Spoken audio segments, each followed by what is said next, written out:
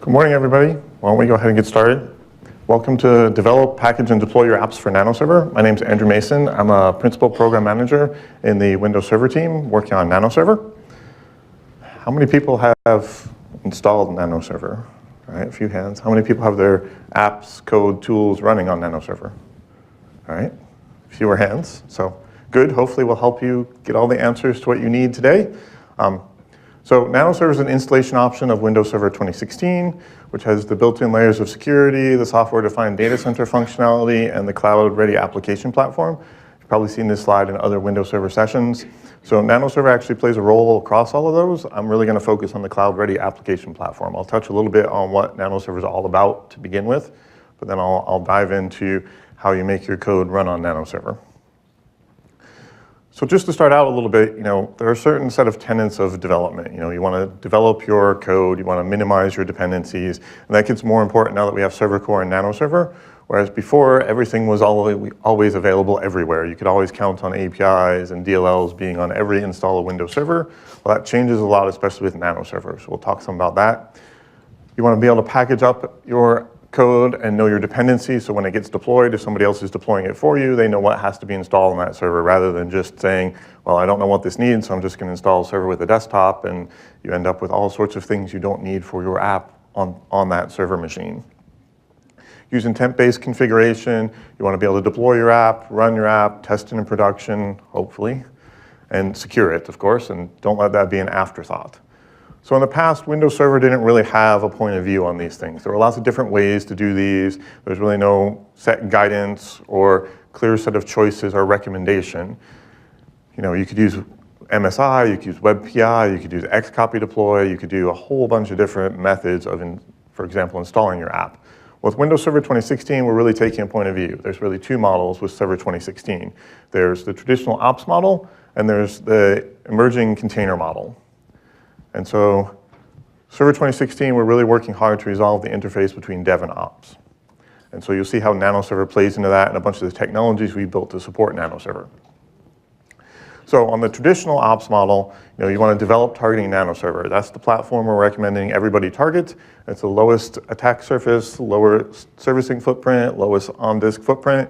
It follows the just enough OS model, which I'll talk about a little more in a minute, where you can build the configuration you need for what you're running on that server, rather than having a whole bunch of additional functionality installed that somebody has to configure, manage, potentially misconfigures, which then impacts the app running on top of the server or exposes the server to security vulnerabilities. So packaging, we have a new app installer that I'm going to talk about called Windows Server App Installer, which is built on top of AppX. This is available in Nano Server, Server Core, and Server with a desktop. So it's a new unified installer across the server platform. Then configuration, we have desired state configuration available in Windows Server to help you do your configuration. Package management's available. I'll touch on this a little bit, but I won't go in depth on that. And then you can run your apps, obviously, on a physical machine and a virtual machine with Nano Server in either a Windows Server or Hyper-V container. So it's available for both of those as the platform. Test using Pester, and then secure your apps using things like just enough administration. So really today I'm going to be focusing on targeting Nano Server, Windows App Installer, touch a little bit on package management. Then on the container side of things, that changes things a little bit. You still want to target Nano Server. You could either use Win32, you could use .NET Core, or you could use your favorite open source app framework. And same thing applies for Nano Server across the installation platforms you can use. And then the container model, there's very container specific and Docker ways of doing a lot of these other things. So it shifts the model quite a bit. Now, a lot of enterprises, when they're looking at containers, are really looking at how they comply the traditional model because they want to ensure compliance and things. So for a while, we'll probably see a mix of models even when using containers. Now, the cloud has really changed expectations. And so Nano Server has really been built to meet a lot of those expectations. So when you're looking at cloud applications, really the big thing is availability. You can't have that scheduled downtime for the cloud app like you used to be able to do with, say, your Exchange server or whatever. So that app has to be up and available all the time. And that's where hyperscale comes into it. You have to be able to scale up when demand increases. And you have to have that agility. So be able to redeploy new versions of it and be able to spread versions across to your data centers around the world, whatever it happens to be. And so Windows Server 2016 really provides an agile app platform, so you can deploy on physical, you can deploy on virtual machines, containers, you can use Service Fabric, and then with Azure and Azure Stack, you start from virtual machines and could go all the way up to running Azure functions. So over time, you'll see a lot of overlap between the two platforms and the ability to deploy your apps either on-prem or in the cloud environment. And so these different deployment options around containers and things with Windows Server 2016 provide a lot of flexibility and benefits both for IT pros and for developers. So sort of for your existing apps on the IT pro side, there's the secure fabric for VMs with shielded virtual machines. Then you can containerize existing apps as well. So Server Core is available in the container, allows you to move existing apps over quite easily to a container environment for both IT pros or developers. And then going forward with cloud-born applications or cloud-native applications, developers can take full advantage of containers.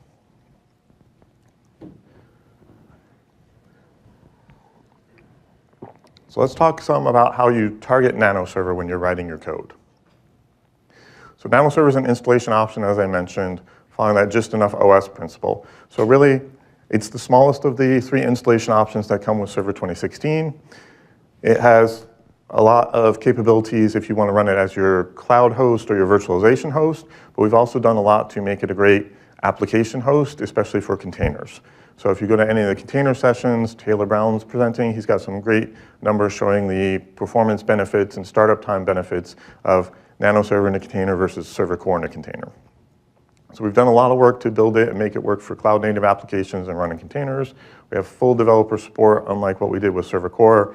We learned a lot from that experience, so we'll talk some about that. Now, it is the next step in our cloud journey, and this is NanoMan. Somebody noticed I have a NanoMan sticker on my laptop. If you go down to the expo hall, we have a Nano Server booth. We have NanoMan stickers. There's comic book and posters, and there's also a HoloLens virtual experience with NanoMan. So if you want to try out a HoloLens, there's an opportunity there, as long as the line's not too long. So back to the real content. Just enough OS models. So unlike Server Core and Server with a desktop, none of the roles and features are in the side-by-side folder. You have to inject those as you build your image. So it allows you to build the OS image that you need for your application. You don't have a lot of extra binaries and extra disk space consumed on your server installation. So Nano Server really lets you build the server you need for the app with the services that app requires and not have a lot of extra pieces installed. As far as key roles and features go, we have Hyper-V, scale-out file server, clustering, DNS server, and then IIS. And with IIS, we also support ASP.NET Core. .NET Core is also available as well. We have full server hardware driver support. So if you're running on a physical machine, you have drivers available. Defender's available as an optional package. And then the System Center, Virtual Machine Manager, and Operation Manager agents are available as well. Now on the cloud application platform side, like we've been talking about, cloud native apps, born in the cloud apps, things following those patterns. So we do have a subset of Win32. So the Win32 API surface area in Nano Server is smaller than what's available in Server Core. I mentioned .NET Core and ASP.NET Core, desired state configuration, package management, and then a lot of the open source app frameworks run on top of Nano Server as well. So we have blog posts on how to install various app frameworks on top of Nano Server. We're working on additional blog posts, but you're able to run Node.js and other types of apps on top of Nano Server as well.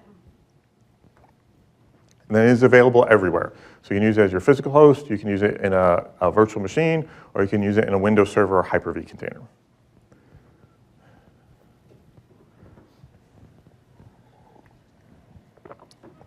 So we learned a lot from the developer experience we provided with Server Core, which was basically a page on MSDN that listed all the APIs available in Server Core.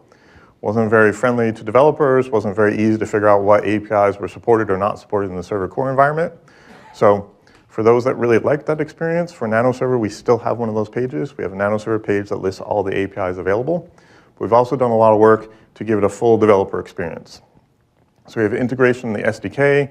We also have a Visual Studio template that you can download. And then you can, when you go to new project, you can actually select Nano Server as your application target.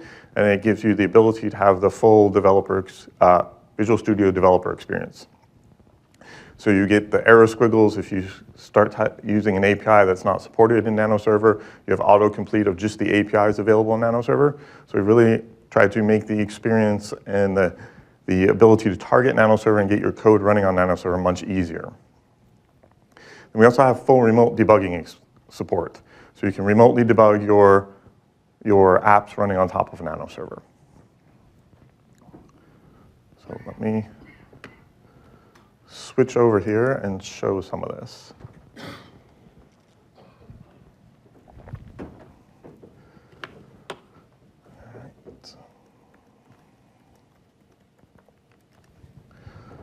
So I have Win 10 Anniversary Edition installed on my laptop here. I have Nano Server running in a virtual machine, and I've already installed the remote debugger binaries in there instead of doing Hello World, since this is the big party for Windows Server release of Windows Server and Nano Server. I did a Windows Server 2016 and Nano Server Rock little app here. And so if I run this locally, you'll see it flash by probably too quickly. Yes, so it does work. So I've already installed the remote debugger. So we have a new PowerShell module called Nano Server Debugger that you can download as part of your Visual Studio template. And I will import that module. And then let me connect up to my Nano Server machine here. So I'm going to use PowerShell remoting to connect into my Nano Server virtual machine on my laptop here. And then this particular registry key is very useful. This has been around since Server 2012, so it was there in 2012, 2012 R2. And this allows you to query the registry and find out what you're running on. So if you need to adjust the way your scripts or your code are behaving based on whether you're on Nano Server, Server Core, Server with a desktop, you can use this registry key to do that. And so in Server 2016, there's this new Nano Server level. Now, while you can query the registry directly, there's also a PowerShell command called get computer info, which is sort of like system info but on steroids, because it shows you other things like your Hyper-V configuration, device guard, and lots of other information in here. So it's a very handy PowerShell commandlet if you want to get more information about the computer, but you can also filter that down to just the server level. And you'll see it comes back and shows me I'm running on Nano Server. So that's a handy commandlet to be aware of as well. So let me go over to my demo folder. You'll see I don't have my app on there at the moment. This is for the next demo. So let me go back to my laptop.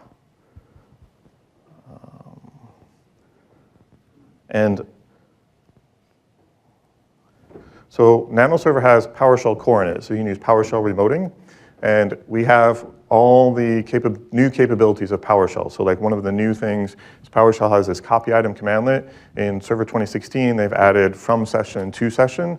So as long as you have a remoting session to a particular machine, you can add -to session or -from session and copy binaries to and from. So you don't have to do a net use or set up another network connection. You can just do that through your remoting session. So I copied over my executable, my symbol file. Let me go back in my PowerShell session here just to show I now have the new 2 Nano Server files over there. And if I run it on my Nano Server machine, you can see it prints out. So we're clean. We run within the Nano Server API boundary.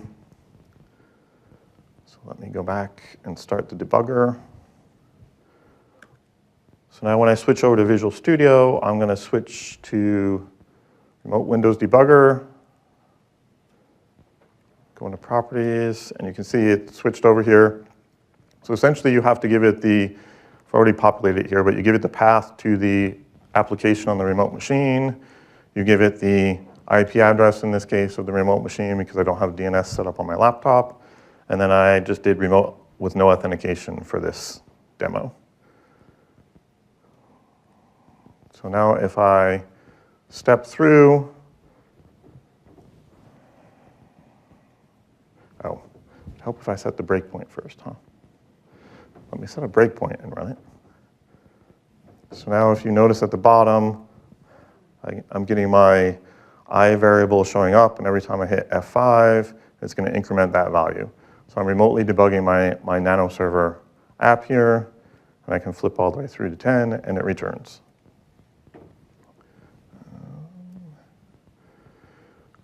So the way I create a new project for this, and I used our new template. So if I do new project, if you scroll down to the bottom after you install this template, you'll see you can pick Nano Server application.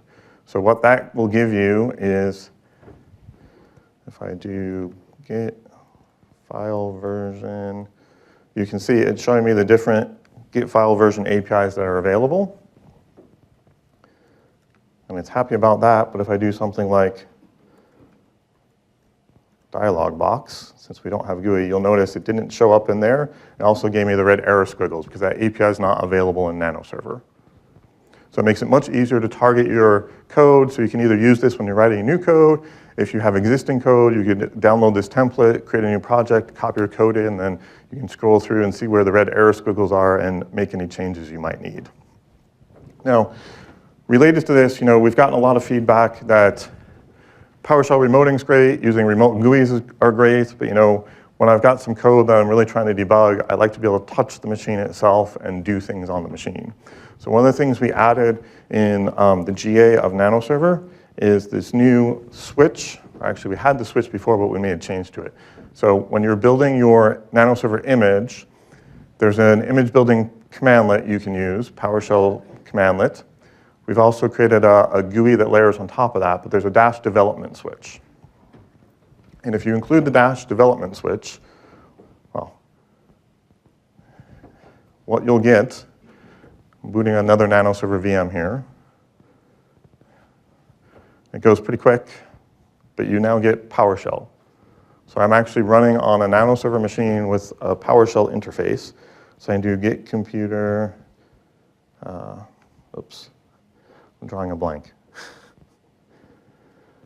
Get computer info, there we go. Get computer info, server level. See, it's going to load all the information and tell me I'm running on Nano Server. So for development and debug purposes, if you really want local access to your virtual machine or your machine you're trying to run your code on with Nano Server, if you build an image with dash development, it will give you this experience. You boot up into PowerShell. Now, this is sort of hidden under the dash development switch because you notice it booted up and took me right into PowerShell. I'm essentially running as local system on this virtual machine. So it is not something that should be used in production right now. But for developers out there that want to debug things, troubleshoot things, and want that local access to the system, for whatever reason, the tool you want to use doesn't work remotely, it doesn't work through PowerShell remoting, you have this option now. Hopefully in the future, we'll make this available more broadly, so it will be an experience that you can use in production, but right now it just boots you up into PowerShell running as a local system. And probably noticed how quickly it booted up, but you can also, actually my 5-second timer will probably take longer than the shutdown process itself. Yep, boom, it's off.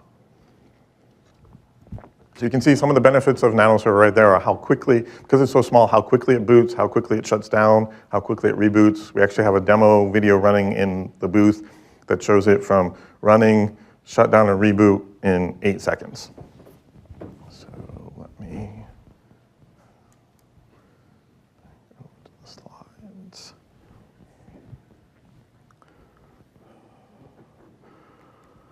All right, so as far as server application development goes, as I mentioned, Nano Server is sort of this deep refactoring. We've removed a lot of functionality from the system. That's really the target that we want developers to focus on going forward. So let me just build this out. So let me leave the last one off. So Nano Server is the smallest installation option. You can add a bunch of optional features and roles on top of it for other functions in the system. And we'll keep adding more capabilities into Nano Server over time. But like I said, because we've separated everything out as cab files that are separately installable, they won't impact that base footprint. The Nano Server base is going to remain around 460 megabytes. If somebody has an app they need to run, or we add another role that requires a bunch of additional functionality, all that will be optional cabs. So if you need that functionality, you deploy it, you have a bigger footprint for that particular role, but a Hyper-V server is 460 megabytes, or one of your apps will be 460 megabytes if it's not pulling in a bunch of additional dependencies. On top of that, you have Server Core, which is about 5.5 gigabytes. So it brings in a whole bunch of additional functionality. It's great for running full .NET apps right now, both in a container or in a virtual machine, but it does have a lot of additional capabilities in there that you may not need for your application. On top of that, you have Server with a desktop, which brings in all the GUI capabilities and IE and Cortana and all that stuff. Really not something you want your apps running on to give you that most lockdown experience, but for scenarios where you need that local GUI interface to run tools or other apps, it's available. If you're running remote desktop host, of course you need that full GUI experience. I mentioned this before, that Nano Server is available for physical, virtual, or containers. One thing I want to point out is that it's Nano Server and Server Core only in a container. So you cannot run the full desktop Windows Server in a container. It sort of defeats the purpose of a container of being small and lightweight and quick startup. So we've only made Nano Server and Server Core available in containers. So if you want to use containers for your applications, you really need to target one of those. So Server Core is sort of your path to Nano Server, helps you start getting down that headless, GUI-less environment. Now, Nano Server, as I've said a couple times, we stripped down the Win32 API, so it's a much smaller surface area. Over the years, Windows has added a lot of APIs and different methods, different ways of accessing some common functions. So like accessing the registry or the file system, there are APIs at various different levels of the OS that you can use in your code. And whichever one code uses is often what the developer is most familiar with or the first thing they found when they did a search on MSDN.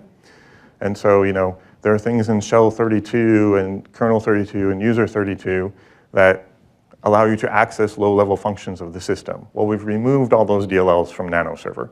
Those don't exist in Nano Server because they're much higher level. They drag in a lot of functionality. They increase the footprint. Some of them are fairly frequently serviced. So we removed those all from the system, which initially when we did that caused a lot of common, even command line tools to fail because, again, developers found whichever API they were most familiar with or came up first in their search and used that in their code, and so they tended to break. So they were linking to kernel 32 and shell 32 and other things. So we came up with this piece of technology called reverse forwarders.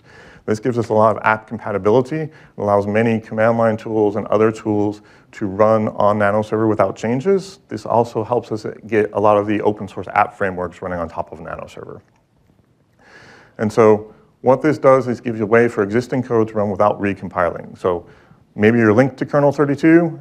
Essentially, the reverse forwarders put a kernel 32 shim in Nano Server. And so if you're calling an API that's supported in Nano Server, your code will start out because it looks like kernel 32 DLL is there. You call that API, kernel 32 gets that request, and if that API works in Nano Server, it forwards it to that new DLL where that API is actually implemented, because we moved a lot of those APIs down to lower level DLLs. If that particular API, like dialog box, isn't implemented, you'll get an error not implemented return call. So as long as your code's not using GUI and it's using pretty standard set of APIs to access low-level functions in the system, it should just run on Nano Server with the reverse forwarders in there. Now, back in TP4 and earlier, this was an optional component that you could install in the system. But like I said, we found a lot of command line tools and other things really needed these. So rather than the pain of, okay, I've deployed this Nano Server image, now I need to run this tool and I don't have that package in there. This is only about 300K or so. So we just put it in by default in Nano Server. Now, this doesn't fully eliminate the need to refactor your code for Nano Server, but it allows you to delay that process. So when you're working on your next version, you can change your links to the new DLLs where those APIs are. And those DLLs are available across the Windows platform. So your code will still run on client, server core, and server with a desktop. And so this slide shows the list of reverse forwarders that are available. You can see some like common dialog 32. Not something that you would expect to work on Nano Server, but there's a shim there because there are some low-level type APIs that have been implemented in that DLL that gets used fairly frequently. So if you're using any of those DLLs, your code will probably still run on top of Nano Server, even though a lot of the functionality provided by those doesn't exist. And this is a list of a lot of the open source or common tools that we have running on top of Nano Server with the reverse forwarders.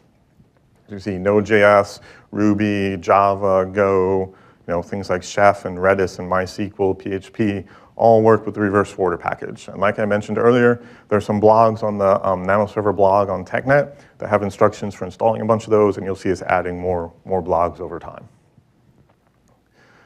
So really, first step, try your app on Nano Server, especially if it's not doing anything with GUI and it's not something that requires a full UI. The reverse forwarders may very well allow it to work. Then that Visual Studio template I mentioned, use that to look at your code. Or we also have a tool called Nano Server API Scan. And you can basically point this at a folder where all your binaries live, and it will scan through the API calls in your code and tell you what's supported on Nano Server or what you may be using that's not available in Nano Server. That is posted on the Nano Server blog. For .NET Core, the .NET Core team has a similar tool called API Portability Analyzer. So if you have .NET code, it will tell you what classes you're using and what profile those are available in.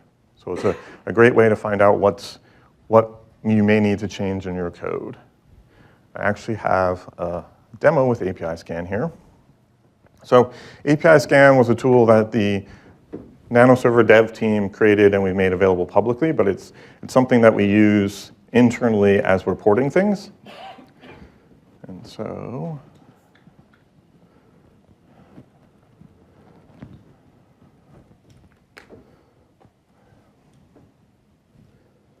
let me get this up so it's easier to read. So one set of tools that we've used this against, we had another team, actually not the Nano Server team itself, ported a bunch of the command line sysinternal tools.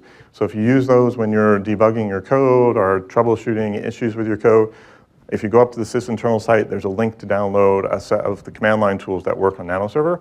And so we asked this other team to do the porting of them. So I've got a couple of the commonly used ones here. Essentially, if you run API Scan against it, it will tell you what needs to change. And the first thing we discovered is Nano Server is 64-bit only. So there is no 32-bit support, no WOW64 in Nano Server. So you need 64-bit versions of your binaries. By default, the majority of the sysinternal tools are 32-bit. Some of them have are 32-bit wrappers around a 64-bit app. So we had to split those apart and make them standalone 64-bit. So that's the first thing it will tell you. You can see not a valid 64-bit PE file. So we then compiled 64-bit versions of them, and you can see quite a few things were not found. And in a few places, get computer name W, please use the EX version as a substitution. So we have been enhancing the list of substitutions that we can recommend, but you can see a fairly long list here. And so if you then run that with reverse forwarders, so I'm actually using an old version of the tool that allows me to compare with reverse forwarders. TP5 and on, you don't have to do this, but you can see the list is much shorter. PS exec and PS service really required one change. And if I look at my reverse forwarders folder, you can see that list that was on the slide. And you can see they're all pretty small. So they're all just shims. If I look at the shell 32 I have in my system32 directory on my Win10 machine here, it's over 2 megabytes, whereas the shell 32 shim is 44K. So they're not adding a lot of footprint to the system, but provide a lot of application compatibility. And so then if I look at them with the reverse forwarders, these are the ported versions, they're all clean. And so you may have noticed there were a bunch of dialog box and other calls that were there. Essentially, we removed those. So that was all there to pop the EULA. If you've ever used the sysinternal tools, it comes up with this dialog box with the licensing agreement in it that you have to accept. It's now all command lines. So there's a -EULA switch on these. So it's pretty easy to remove all the GUI dependencies that the command line tools had.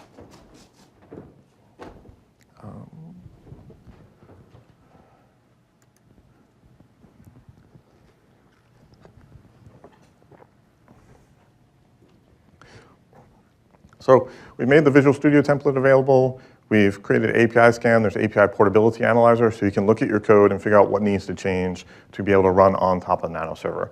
And like I said, we still have that web page with the list of APIs available in Nano Server if you really want to go through that process or just have that as a reference. So Next, I want to talk something about packaging apps to install on Nano Server. So the big thing is we don't have MSI support. There is no MSI in Nano Server. MSI has a bunch of GUI dependencies. MSI also lets you run custom actions, which essentially let any code run or any executable or script or whatever the author of that MSI wanted to do. Custom actions call outside the MSI and run a random collection of things.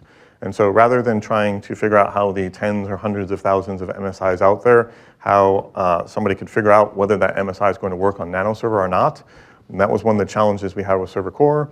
We decided to go down this path of creating a new installer to give you a more reliable install experience. And so Windows Server App Installer. So this is all based on AppX. So we're using the same underlying AppX engine and capabilities that are available in client and have been there since Win 10. This is now available in Nano Server, Server Core, and Server with a Desktop. And so this allows you to declare the actions you're going to take during your installation in a manifest. And we've added a bunch of server-specific extensions to it. So things like NT services. One of the benefits of this is it's common across the platform, so you can create a single installer that will run anywhere. Now, some people are probably wondering, you've heard about AppX, how when you install an AppX package on client, you are constrained and essentially in a sandbox. We've broken through those barriers. So on server, when you're installing something, it has full access to the system. So it's not running in that sandbox AppX environment. It is just like installing an MSI or copying a service over and registering it manually, runs on the system with full control. You have full access. And then it is compatible with Centennial as well. So anybody building a Centennial installer to install on a client machine, Centennial installs will also install on Nano Server, Server Core, Server with a Desktop. So the big difference is you can take Centennial and install on client or server. If you're using WSA and any of the server-specific extension handlers, those are only available on the server platform. So right now, there's no way to install, say, an NT service on client through this.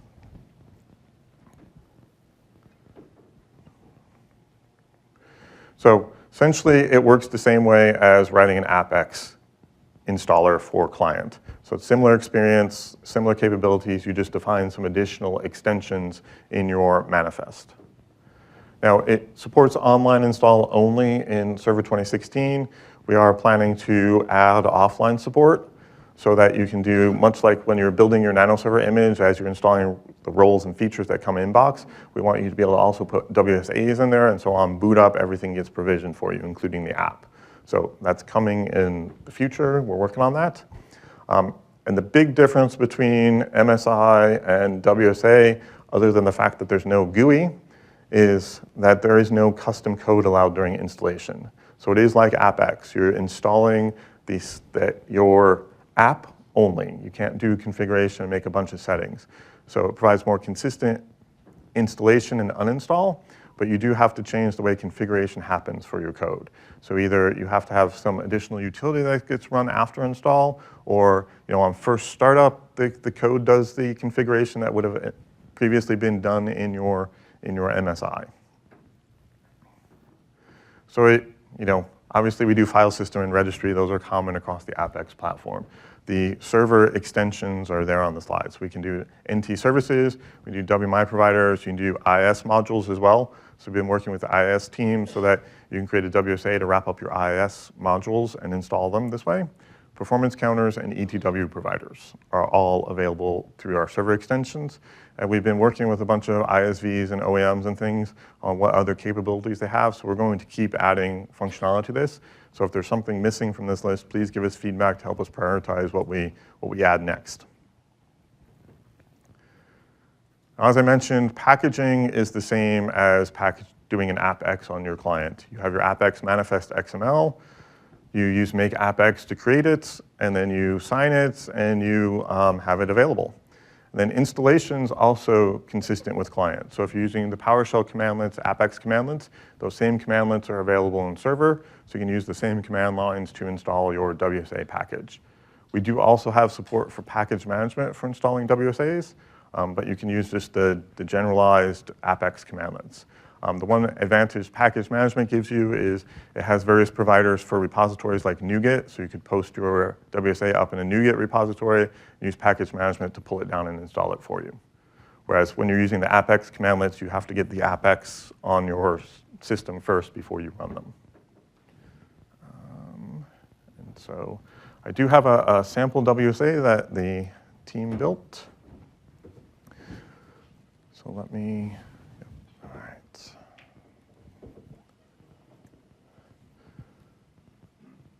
So using the same VM I had running before, let me enter my PowerShell session here. If I type my password correctly.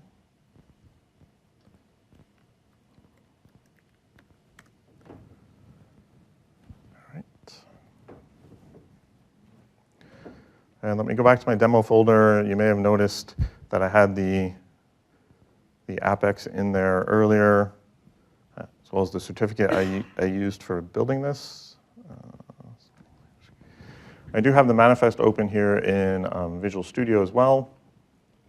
So you can see, looks very much like the Apex manifest you would have, except we have this server preview package installed as well. So you define your app just like you would any other Apex, your resources, its target device family, properties. So this is Microsoft Publisher. You define the application, but then in this extension section is where it gets different. So we have an extension for NT services, and we've defined a depth service. It's supposed to auto start, the various parameters available that we wanted to set for it. So this is just a sample, nothing too exciting. We have another NT service with a service description, and this one we've actually defined a dependency on the other service. So you can do all your service definition like you would in on an MSI. Here we've defined a WMI provider, instaprov sample, that gets installed instaprov.mof. We have some performance providers, and then we have an ETW provider that gets installed. So you just define in your Apex XML what you're doing on the system and the server extensions. So if I run git service on my Nano Server machine, you can see it's a list of services there, not very long. Let me see, I've got 31 services running right now on my Nano Server machine, and nothing with the name service in it. If I run git apex package, you'll see there are no apex packages installed. I'm going to install my sample. It goes pretty quick. If I run git apex package again, you can see I now have that test WSA sample from Contoso with Microsoft as the publisher, or Contoso as the publisher. If I look at my WMI class, I've now registered my instaprov sample that I had. My performance counter exists on the system. My ETW provider is there. If I run git service, I now have 33 services. So you can see it installed those 2 services and started them up for me in that very quick installation. And they're both there as well. Then uninstalling it is just as easy, other than the fact that you need that long package name. So I copied that earlier. So I remove package, ran pretty quickly. You can see if I query for the ETW provider or the performance provider, it's been removed from the system. So completely unregistered, everything's been cleaned up for me.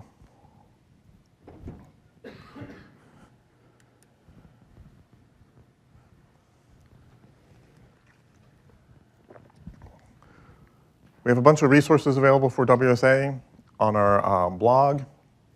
We have a nanoserver@microsoft.com if you have questions or feedback. So if there's functionality you need for your app to install on Nano Server that we haven't already enabled in WSA, please give us that feedback. We're adding, like I said, working with ISVs and OEMs to add more capabilities. Then we've also been working with FireGiant and Flexera for Wix and Install Shield to add functionality and their tools to enable you to output both an MSI and a WSA package.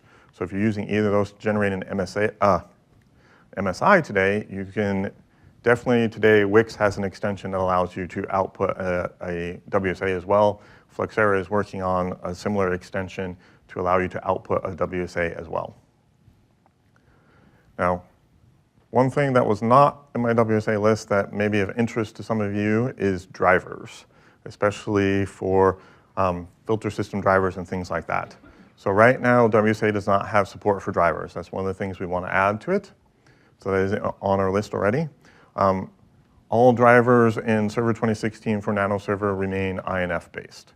So you can inject drivers in your image when you're installing, or you can online install a driver. So PnP utils available in Nano Server, just like Server Core. So you can use that online to install drivers. For file system or filter drivers, we've been working with the driver team to expand and make the INF syntax for filter drivers consistent, because there were differences between network filter drivers and file system filter drivers. And so we do have offline support for filter drivers, injecting those in the image. Online support's not currently available. We are working on that as well and making that available in WSA as well. So just to recap a couple things, Server 2016 resolves the interface between dev and ops. You can see we've made some pretty firm statements on what the direction should be and what the tools should be used for install and for developing your code and packaging your code. And so, target Nano Server as you're writing your code. Create WSAs to install on Nano Server or Server Core. Deploy using package management. Package management gives you the flexibility of posting things in repositories, pull it down and install it in one step. And then, we have been working a lot on reverse forwarders. As we've been working with various companies that are porting their code to Nano Server, we found additional reverse forwarders we've added. So if you're trying to use an API you think that should work on Nano Server with the reverse forwarders installed, something that allows you to access the file system or the network or the registry, common low-level functions. We've been adding more of those to reverse forwarders. So I actually looked, the user 32 reverse forwarder actually in TP4 went from about 25K up to, it's doubled in size or something like that. I'd have to go back and check. But it has increased quite a bit because we've been adding additional reverse forwarders into the system. So Nano Server is going to not be an LTSB, it's going to be a CBB, or a current branch for business. So we'll release updates 2 or 3 times a year. So if there are reverse forwarders missing or APIs you think should work, please give us that feedback. We'll keep enhancing those capabilities in the system. And then like I already mentioned WSA, we're working on that as well. Package management is a fairly new feature in Windows Server as well. So there's changes coming there as well. So try all these things out, give us feedback. There's user voice you can use, nanoserver@microsoft.com. And then there's a bunch of related sessions around Nano Server that are happening this week. So if you're interested in more details, please check that out. And I'll flip back to I guess I don't have the resources on that slide. All right, so that was all I had today. Please fill out your evaluations. I will open it up for questions now. And thank you very much for coming.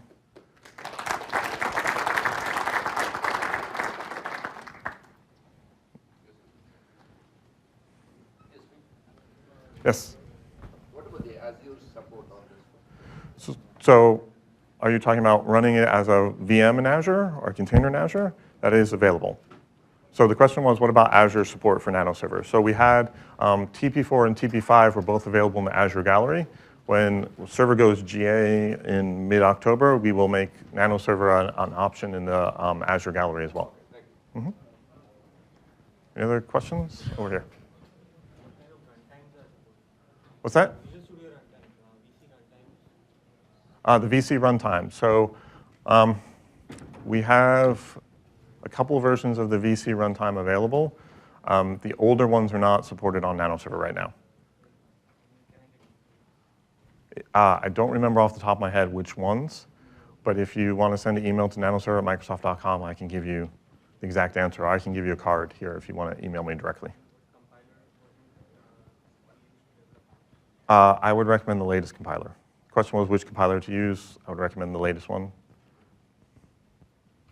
Other questions? Sorry, it's hard to see with these lights if somebody's raising their hand. In the back? Yes? So you mentioned IIS modules. Would you be able to use a WSA to deploy like a web application, or is that too complex? Question was, would you be able to use a WSA to deploy a web application, or is that too complex? It depends on the web application. So let me give you a card. If we should email and get more details, and we'll see if that's supported. So they've definitely got the modules working, and they've got some web applications, but depending on what you're doing. There was a question? Yes? Why do you call it reverse forwarder? That was a name the engineering team came up with, and it sort of stuck. It's not really very reverse. Yes, the question was, why is it called reverse forwarder? The engineering team decided to name it that, and it's just sort of stuck. Although it's not really a reverse, it is just forwarding downwards. Are there questions over there?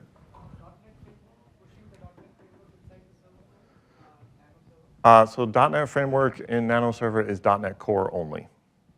So full .NET Framework is not available. You need to port over to .NET Core.